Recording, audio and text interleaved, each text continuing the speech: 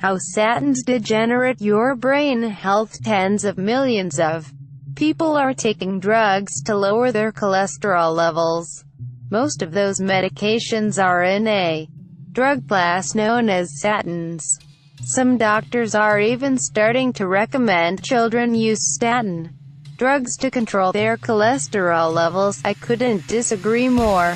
The challenge with statin drugs is that they address surface issues with cholesterol in a simplistic manner.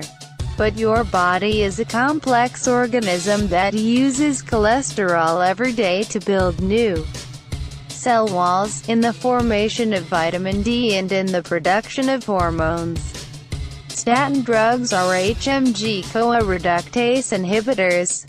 They function by blocking the enzyme in your liver that naturally produces cholesterol for your bodily functions. Related coverage. A statin medication linked to mood swings, aggression in women. The drug essentially reduces your total cholesterol number, without addressing your high-density lipoproteins, HDL, low-density lipoproteins, LDL, very low-density lipoproteins, VLDL, or triglyceride levels.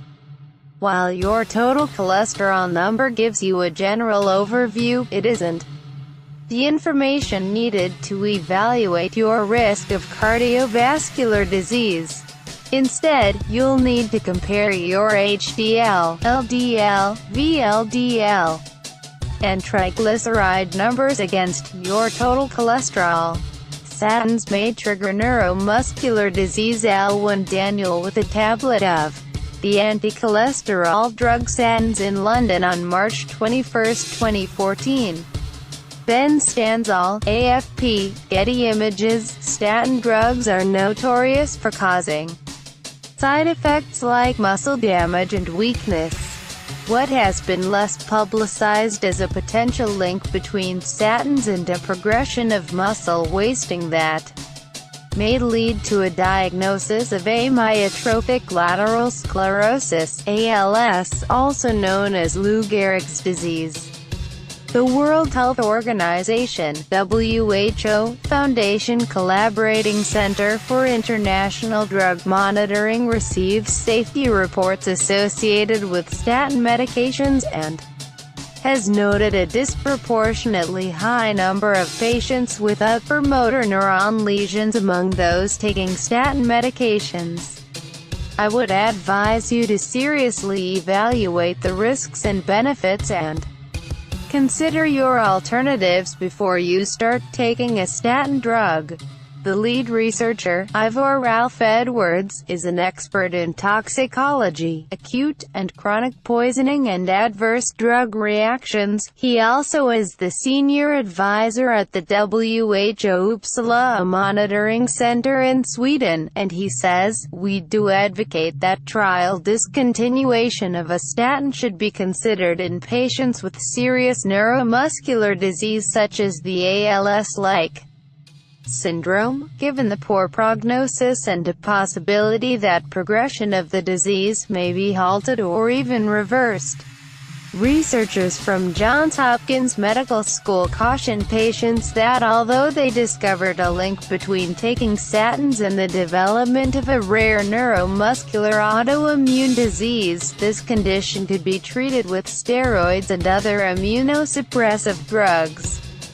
The researchers stated there was no need to fear this popular, fantastic medication.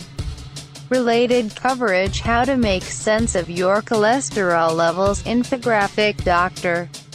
Andrew L. Mammon, a neurologist who treats patients with statin-associated myopathies at Johns Hopkins University School of Medicine, is quoted in a Johns Hopkins press release saying, "Statins save a huge number of lives. They dramatically reduce the risk of strokes and heart attacks. The implication is you need statins in order to reduce your risk of heart attacks and strokes, and you should take them despite the risk." for developing a degenerative neurological disease for which you will require medication to suppress your immune system. This, despite the knowledge that total cholesterol numbers are not indicative of your overall risk for cardiovascular disease. I would advise you to seriously evaluate the risks and benefits and consider your alternatives before you start taking a statin drug. More adverse effects of statins in the video above. Drive. Beatrice Kalam talks with me about the manipulation of scientific evidence and other well-publicized misinformation about medications. In 2012, Kalam was recognized for a study she led on muscle and tendon adverse events linked to statins, which showed that muscle problems were related to the strength of the statin being taken. Other studies concur that side effects from statin drugs may be different for different patients depending upon your past medical history, the particular statin and the dose used. Research from the London School of Hygiene and Tropical Medicine suggests that research results have been cherry-picked, so the results presented the best possible light for the drug company. According to Pacific Standard, sometimes the negative side effects of statins are downplayed, and conclusions can be skewed by the limited parameters of the trials. As a 2007 Scripps Mercy Hospital study noted, the incidence of statin-induced rhabdomyolysis, acute breakdown of skeletal muscles, is higher in practice than in controlled trials because of the exclusion of potentially susceptible subjects. Related cover gear statin drugs, the cause of widespread decline in brain function. Another study found 17% of patients suffered side effects that included muscle pain, nervous system problems and nausea. Two-thirds who reported side effects stopped taking the drugs, and approximately half stopped at least temporarily. A review of the literature, published in the American Journal of Cardiovascular Drugs, evaluated 900 previous studies looking at the adverse effects of statin drugs.